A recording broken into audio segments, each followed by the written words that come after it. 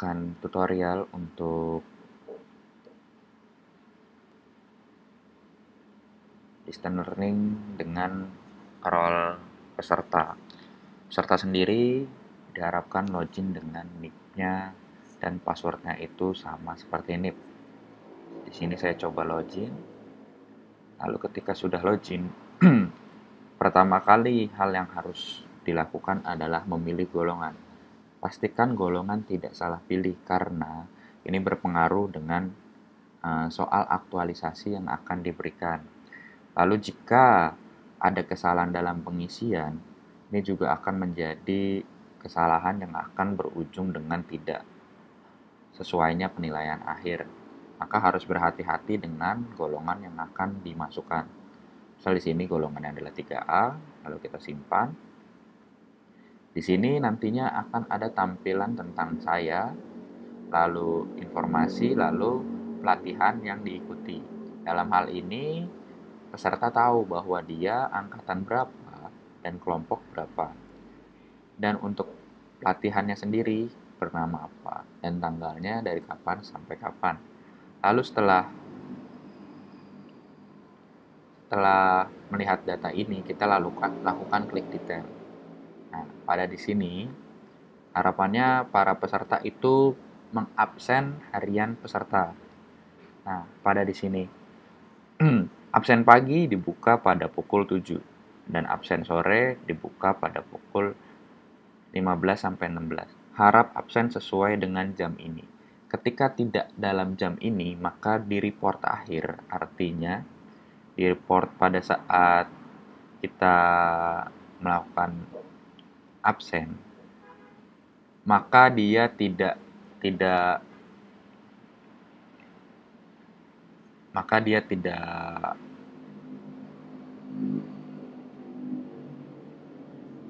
sesuai hasilnya kalau kita tidak melakukan absen sesuai dengan jamnya.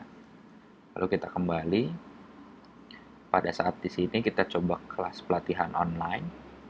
Nah, di kelas pelatihan online ini peserta wajib menonton atau melihat atau mengklik semua materi yang ada sesuai dengan agendanya.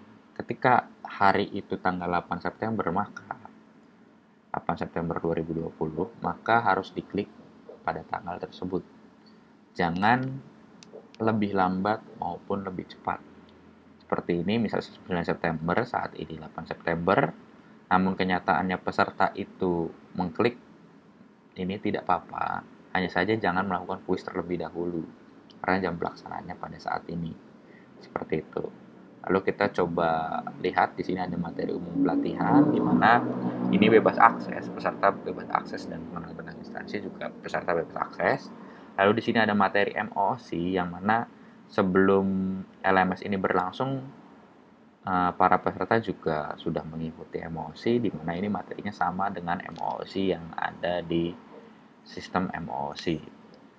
Sistem ini terintegrasi dengan MOOC, jadi nilai akhir dari MOOC akan terintegrasi, nilainya akan dibawa untuk nilai LMS ini untuk dijadikan nilai acuan baku untuk kartu registrasi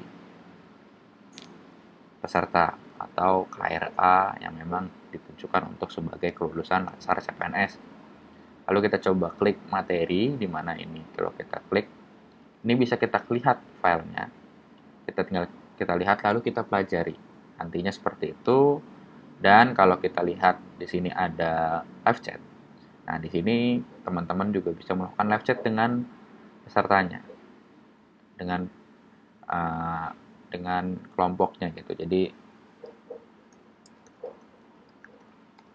berarti pada saat jam tersebut peserta harus melakukan live chat. Nah, lalu di sini ada quiz kembali. Mungkin saya coba quiz, tidak apa-apa karena ini datanya data dummy dan ini hanya untuk video tutorial saja. Nah, mungkin sebelum saya quiz, saya memperjelaskan apa sih sebenarnya perbedaan buku merah dan buku kuning di sini. Asinkronus adalah pembelajaran yang kalian peserta itu tidak perlu untuk menunggu tutornya itu ada. Artinya tidak dijadwalkan di jam yang sama, hanya saja kita menjadwalkan berbentuk di tanggal target tanggal hari itu. Artinya kalian harus belajar di tanggal tersebut. Lalu ketika yang gambar buku kuning, maka di sini akan ada jam di mana kalian harus stay di jam tersebut untuk memulai memulai sebuah kelas seperti itu. Lalu di sini kita coba kuis. Di sini ada berbagai macam materi, diantaranya ada materi PDF yang bisa kita lihat, materi video yang bisa kita lihat juga, materi video conference yang nantinya linknya akan dibagikan, entah itu dari Zoom atau Google Meet, live chat yang memang dijadwalkan untuk kita bersenda gurau dengan tutornya, berkomunikasi dengan tutor dengan kelompok kita sendiri. Lalu di sini ada kuis.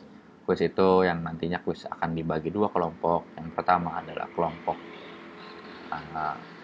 kuis per kelompok, yang artinya setiap kelas kan memang sudah terbagi dengan kelompoknya, namun tutor atau pengampu materi ini membagi kelompok-kelompok kecil. Nantinya kelompok tersebut yang akan mengupload tugasnya adalah ketuanya. Itu kalau untuk tugas. Lalu untuk kuis sendiri, kuis ini bersifat individual, tinggal dilakukan saja. Tugas itu ada dua, seperti yang saya bilang tadi, individual dan kelompok.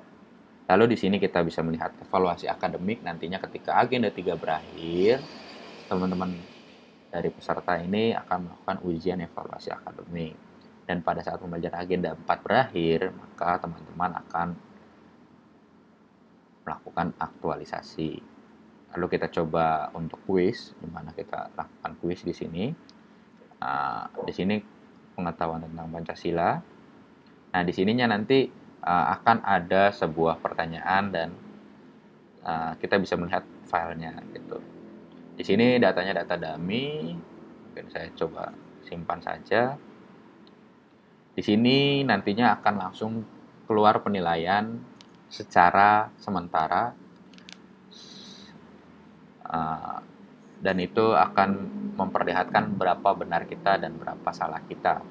Ketika kita sudah mengakses, lalu kita mengakses kembali, maka sudah langsung ada nilainya dan tidak bisa melakukan kuis ulang.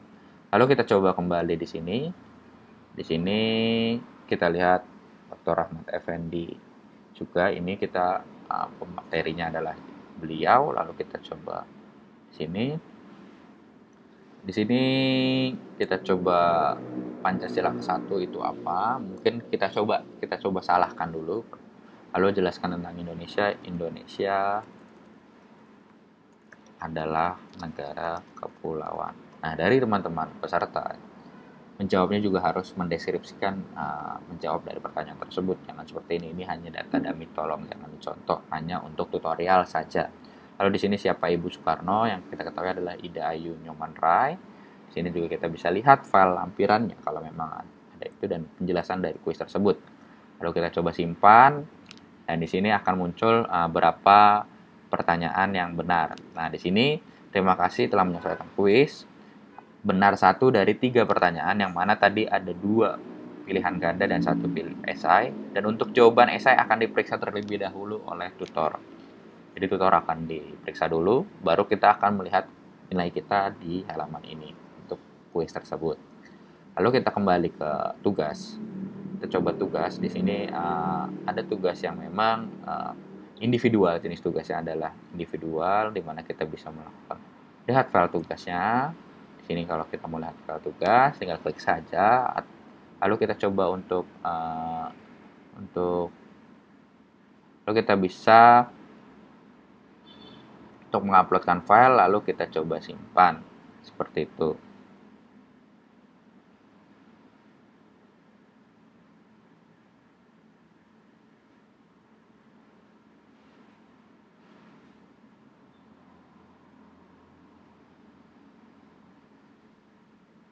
Nah, di sini sudah saya uploadkan tugasnya, tinggal kita simpan saja. Nah, maka tugas telah tersubmit dan nilainya akan masih proses dalam tutor. Jika untuk kembali lagi untuk melihat nilainya memungkinkan. Lalu kita coba kembali di tugas kedua ini, saya mencoba tugas itu per kelompok. di mana ketua kelompoknya adalah saya sendiri, Afandi Nur Aziz Tohari, sebagai Afandi Nur Aziz Tohari, artinya saya sendiri.